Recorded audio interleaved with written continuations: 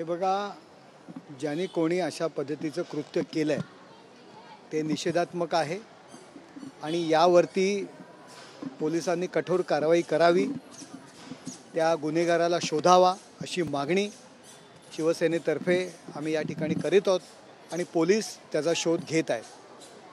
परंतु या घटनेचा संदर्भ घेऊन इतरांवरती, सत्ताधाऱ्यांवरती खापर फोडणं, त्यांच्यावर टीका करणं हे सुद्धा निषेधात्मक आहे.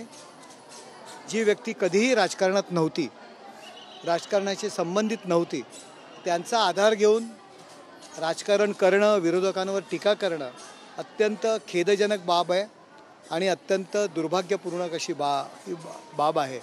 आणि जर या कृतीचा किंवा ही झालेल्या घटनेचा विरोधकांवरती टीका करण्यासाठी किंवा जे सिंदूर आंदोलन जे त्यांनी उभारलं होतं आणि त्यावरून लक्ष हटवण्याकरता अशा पद्धतीचं कृत्य झालेलं आहे, अशा जर कोण आरोप करत असतील तर आरोप करणाऱ्यांवरती संशय निर्माण होत आहे की अशा पद्धतीचं वातावरण करण्याकरता मुद्दाम तर कोणी खोडसाळपणे तर हे कृत्य केलं नाही का आहे का, अशा पद्धतीचा संशय मला या ठिकाणी निर्माण होत आहे. पोलिसांनी या दृष्टीने सुद्धा चौकशी करावी. सर, संशय निर्माण होतो, त्यांचा देखील संशय निर्माण होतो. त्यांचं म्हणणं कुठं तर वारंवार शिवसेना ठाकरे गटाला डिवचण्याचा प्रयत्न करतात, अशा प्रकारची पुन्हा आता कुठेतरी बदनामी. हे बघा, जी व्यक्ती कधीही राजकारणात नव्हती त्या व्यक्तीला राजकारणात ओढून हे करण्या इतपत सत्ताधारी पातळी सोडलेली नाही आहे. सत्ताधाऱ्यांना याची गरजही नाही आहे. UBT आपल्या कर्माने संपणार आहे, आपल्या कृत्याने संपणार आहे. त्याकरता अशी कृत्य करण्याची आम्हाला गरज नाही. आम्ही लोकांसाठी काम करतो आहे, लोकांमध्ये जाऊन काम करतो आहे. त्यामुळे अशी कृत्य करण्याची आम्हाला गरज नाही. अशी कृत्य कोण करायचं निवडणुका आल्या की, याची सर्व अनुभव आम्हाला आहे. आम्ही त्यांच्यासोबतच होतो की निवडणुका आल्या की मुंबई महाराष्ट्रापासून तोडणार, मराठी माणूस, मराठी भाषा, हे सगळे विषय मुंबई महापालिकेच्या निवडणुका आल्या की कसे प्लॅन केले जायचे याचा अनुभव शेवटी आम्ही नेत्यांच्या आदेशाने वागलेलो आहोत. त्यामुळे आम्हाला याचा अनुभव आहे. त्यामुळे अशी कृत्य करण्याची आम्हाला गरज नाही आहे. आम्ही लोकांमध्ये जाऊन काम करतो आहे, लोकांसाठी काम करतो आहे. सर, आज पंतप्रधान नरेंद्र मोदींचा वाढदिवस आहे, मात्र प्रणिती शिंदे यांनी टीका केलेली आहे की मोदींचा वाढदिवस हा काळा दिवस आहे. प्रणिती शिंदे केवळ चर्चेमध्ये येण्याकरता अशा पद्धतीच्या वक्तव्य करतायत. प्रणिती शिंदेंनी नरेंद्र मोदी साहेबांवर टीका करण्या इतपत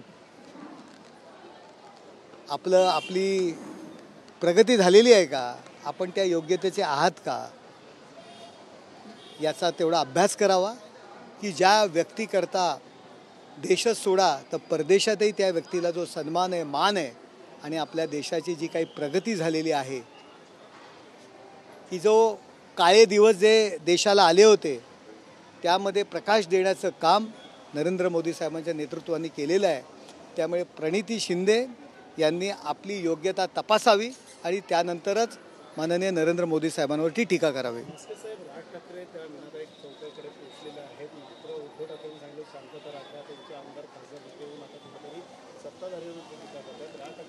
मी तुम्हाला ह्याचं उत्तर दिलेलं आहे की सत्ताधाऱ्यांवरती ज्या पद्धतीने आरोप केले जातात या कृत्याचा संबंध ठेवून, त्यामुळे जे आरोप करत आहेत त्यांच्या वागण्यावरच आणि त्यांच्या कृतीवर संशय निर्माण होत आहे.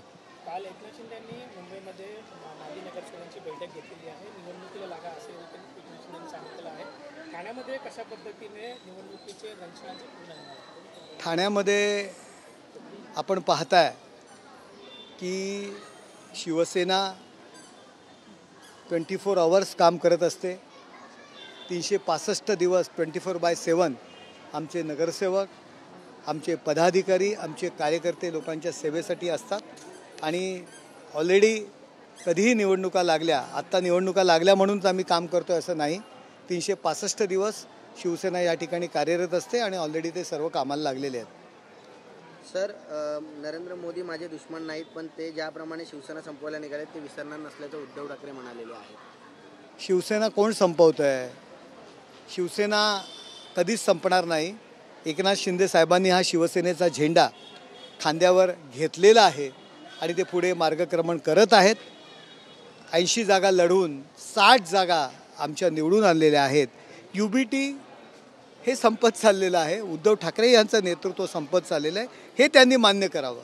10 वेळा मी संपणार नाही शिवसेनेचा आधार कशाला घेता? आज सर्व नगरसेवक तुम्हाला सोडून चाललेत, सर्व लोकप्रतिनिधी तुम्हाला सोडून चाललेले आहेत, तुमचे इतर प्रतिनिधी तुम्हाला सोडून चाललेले. तुमच्याकडे शिल्लक काय राहिलं आहे? 100 जागा लढता 20 जागा मुश्किली निवडून येतात. त्यामुळे संपलंय कोण हे लोकांनी याचं उत्तर दिलेलं आहे. ब्रँड राहिला नाही असं देखील काल राज्याचे मुख्यमंत्री देवेंद्र फडणवीस यांनी म्हटलं. येणाऱ्या काळात महायुतीचा महापौर बसेल. महायुतीचा ब्रँड या महाराष्ट्रात आहे हे लोकांनी दाखवून दिलेलं आहे. लोकांनी या विधानसभा निवडणुकीमध्ये भरभक्कम भारी एकदम रेकॉर्ड ब्रेक जे मताधिक्य आम्हाला दिलेलं आहे त्यामुळे महाराष्ट्रामध्ये महायुतीचा ब्रँड आहे हे सिद्ध झालेलं आहे. महाराष्ट्रामध्ये महायुतीचा ब्रँड आहे. हिंदू हृदय सम्राट शिवसेना प्रमुख माननीय बाळासाहेब ठाकरे हे ब्रँड आहेत. ते ब्रँड कायम राहणार. परंतु त्यांच्या नावाचा आधार घेऊन जे स्वतःला कोण ब्रँड म्हणत असतील त्याचं उत्तर लोकांनी दिलेलं आहे.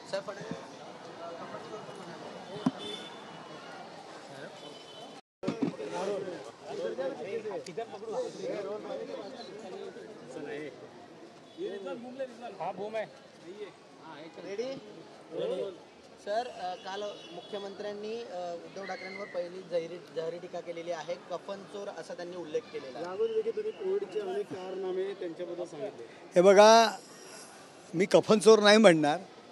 त्यांच्या नेतृत्वाखाली कधी काळी काम केलं आहे. परंतु जी मृतावर टाकण्याची बॅग जी ठाणे महानगरपालिका 350 रुपयाला घेते त्याच काळात 350, 550, 750, सुरुवातीच्या काळात 750, नंतर 550, 350 जी बॅग ठाणे महानगरपालिका 350 रुपयाला घेते तीच बॅग तीच कंपनी तोच कॉन्ट्रॅक्टर मुंबई महापालिकेचं 7,000 रुपयामध्ये घेतली जाते. तर आता त्याला काय म्हणायचं? मृताच्या टाळूवरचं लोणी खाणारे म्हणायचं का देवेंद्रजींच्या भाषेत कफन चोर म्हणायचं? ते तुम्ही सांगा. जनता सांगेल की त्यांना काय म्हणायचं. तीच बॅग तीच कंपनी तोच कॉन्ट्रॅक्टर. आमच्याकडे पण ती लोकं आली होती. माझ्याकडे आलेली. मी महापौर होतो. ह्याची जास्त किंमत लावा, तुम्हाला एवढा फायदा होईल, तुम्हाला तेवढा फायदा होईल. त्यावेळी आम्ही त्यांना स्पष्टपणे सांगितलं की मृतांच्या टाळूवरचे लोणी खाणारे आम्ही नाही आहोत. तुम्ही बघा, जी 7,000ला जी बॅग घेतलेली आहे तीच बॅग ठाणे महानगरपालिकेने सुरुवातीच्या काळात 750ला घेतली, नंतर 550ला घेतली, नंतर 350 रुपयाला घेतली. ती बॅग 7,000-7,500ला जेव्हा घेतली जाते तेव्हा काय म्हणायचं? कफन चोर. मी कफन चोर म्हणत नाही, कारण शेवटी मी त्यांच्या नेतृत्वाखाली काम केलेलं आहे. चोर नाही म्हणणार त्यांना. परंतु मग मृताच्या टाळूवरचे लोणी खाणारे म्हणायचं का? जनता ठरवेल.